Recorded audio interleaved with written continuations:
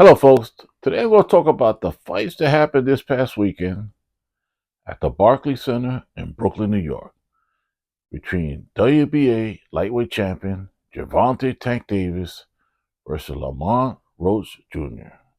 I'm going to give you my opinion about that fight and the other fights. I'm going to start with the first fight. The first fight had Jared Swift Hurd, the ex 154-pound champion, fighting at middleweight against Johan Gonzalez from Venezuela. When that fight started, they went at it. Johan Gonzalez took it to Jared Hurd and beat him to the punch. Outpunched him, outlanded him, and beat him over 10 rounds. During the fight, when Hurd goes to the corner, the cornerman didn't give him no instruction whatsoever. It's like they go into the motion, like they don't want to be there. Hurd also acted like he didn't want to be at the fight. When it went to the decision, they had a split decision in favor of Johan Gonzalez. Even though Johan Gonzalez beat him up for 10 rounds, outlanded him, outpunched him, one judge had it in favor of Jared Hurd. After the fight, Jared Hurd mentioned that he's going to retire. That was his last fight. Mentioned if he couldn't beat Gonzalez, he should retire. The point I'm trying to make with Jared Hurd is that if you know you're going to retire, you want to leave with a W, not a L. In other words, you want to win the fight and go out a winner, not go out with a loss in your record. You should have put a better effort in this fight. I tip my hat off for you for retiring. Good luck in the future. As far as Gonzalez is a very good opponent. He comes to fight, and he throws a lot of punches. So hopefully he'll get bigger fights. Maybe he could fight one of the Charlos or one of the other champions at 160 pounds. The second fight had Yoenis Tellis, a 24-year-old from Cuba, now living in Texas, and he fought ex 154-pound Julian Williams. And the same thing happened in that fight too. Tellis beat up Williams over 10 rounds and beat him up real bad and won the decision. On the third fight, you have Sandor Martin, a tough fighter. I believe he's from Spain. And he fought Alberto Pueblo from the Santo Domingo. And they went at it for 12 rounds. That was a real good fight, evenly matched, very close fight. And Pueblo pulled it out at the last minute, I believe.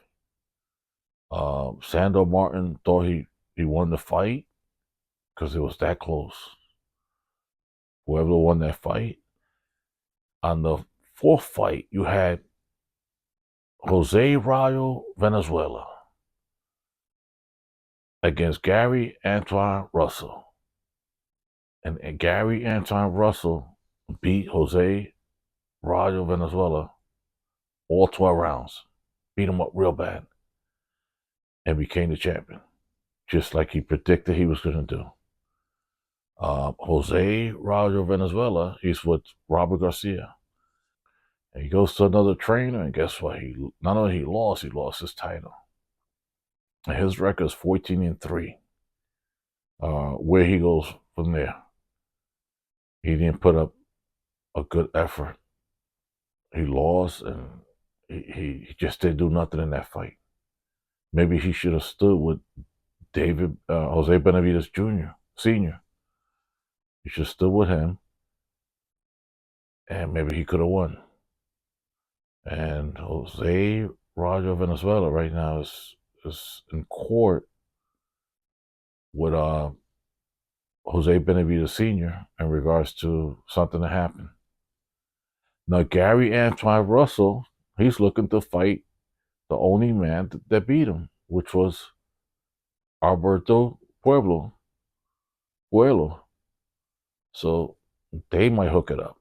There's a lot of good fights at that weight of 140 pounds. and a lot of good fighters there.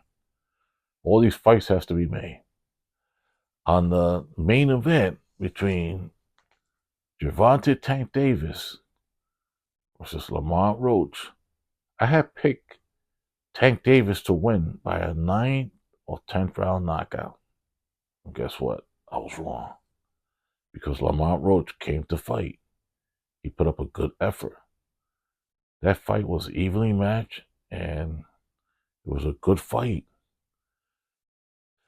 At the end, Diva Gervonta Tank Davis, he put his knee down, and the referee started counting. And then he started talking to the referee, Gervonta Tank Davis. And then the referee stopped counting. And then Tank Davis, he got his face wiped from the corner with the towel. He had grease in his face, and he did it twice. So I'm going to tell you my opinion about that. I believe the referee messed up. He started counting on Tank Davis, and then he stopped. That's one mistake.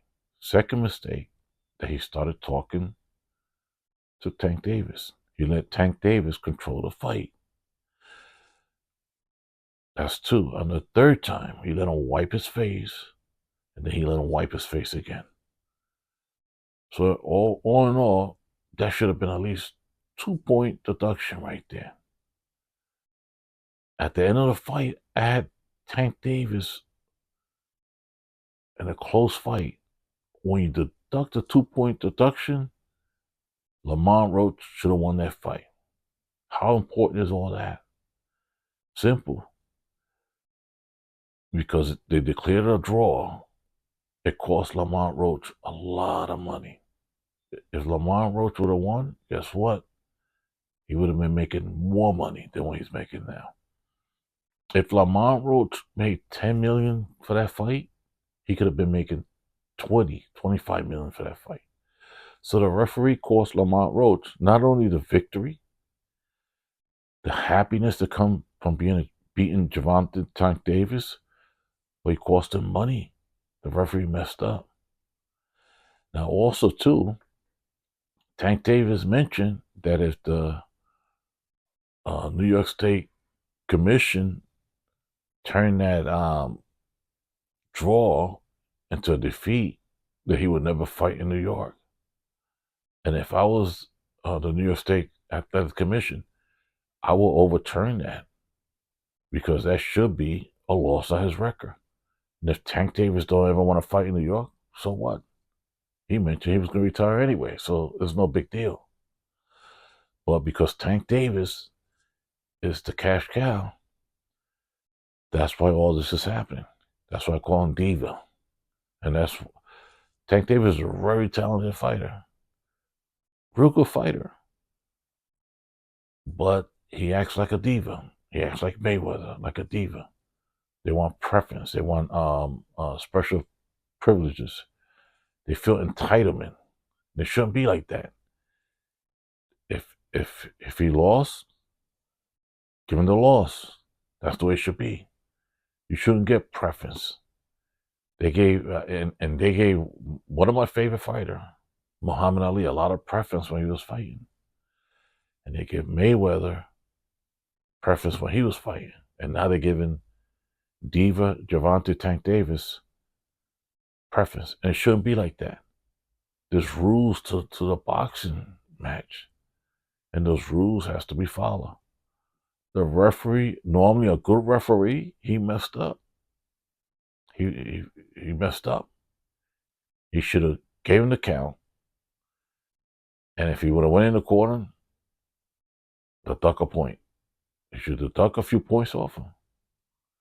And now they're talking about rematch. When does a champion really say, hey, I want a rematch? Like Gervonta Tank Davis. He wants a rematch because he knows he lost the fight. And he wants to prove himself. And Tank Davis sold out everything in the Barclays Center. At the last minute, somebody told me there's only like 60 or 70 tickets left for the fight. People were asking for tickets. So all that has to do with him getting a draw instead of a loss. He's the cash cow. They don't want to lose the cash cow when it comes to that. And the referee messed up big time. He's caught right in the middle in the limbo. He started to do something, and he changed his mind. And it shouldn't be like that. They should rule that a no contest or loss. It shouldn't be like that. It cost Lamont Roach a lot of money. If he would have won, imagine what would have happened with Lamont Roach. He would have been on top of the world. He would have been the A side because he beat Tank Davis.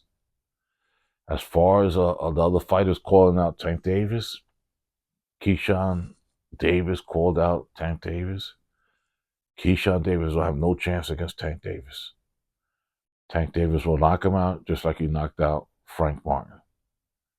As far as Shakur Stevenson versus Tank Davis, I'm taking Shakur Stevenson to beat Tank Davis on a decision.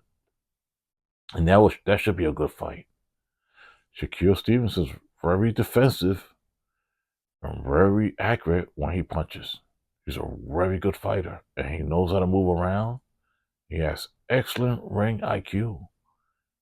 He'll counterpunch you. He'll move you around. He could box. Tank Davis should be fighting Shakur Stevenson. But because he doesn't like Shakur Stevenson, he doesn't want to give him a title shot. In other words, he don't want Shakur Stevenson to make money. And that, to me, is dumb. As far as the grease in his hair, I believe they had grease in his hair, and it was going down his eyes. In the old days, there was no such thing as grease in your hair. Or if you have a beard, you have to shave your beard off. You have to have your hair trimmed. And now, because boxing is more of an entertainment, and also boxing, that's why they allowed all that stuff. In the old days, they would check your hair for grease. They would check everything in your body. They would check your facial.